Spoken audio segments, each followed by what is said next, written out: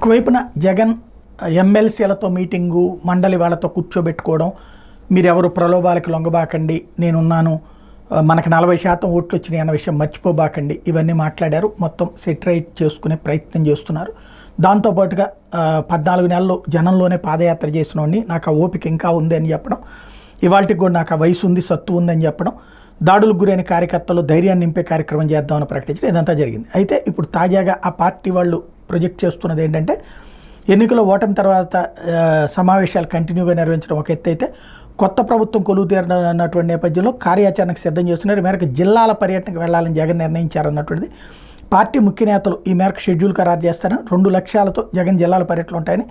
ఒకటి, జగన్ వచ్చే వారం జిల్లాల పర్యటనలు పెట్టుకుని పార్టీ నాయకులు కార్యకర్తలకు ఎక్కడికక్కడ భరోసా ఇవ్వడం. రెండోది వచ్చేటప్పటికి ఈ ఘర్షణల్లో బాధితులైనటువంటి వాళ్ళు, ఘర్షణలు అనకూడదు, దాడుల్లో బాధితులైనటువంటి వాళ్ళని ఆయా ప్రాంతాల్లో పరామర్శించడం అన్నటువంటి కార్యక్రమం చేస్తారు అన్నటువంటి మాట వినబడుతోంది.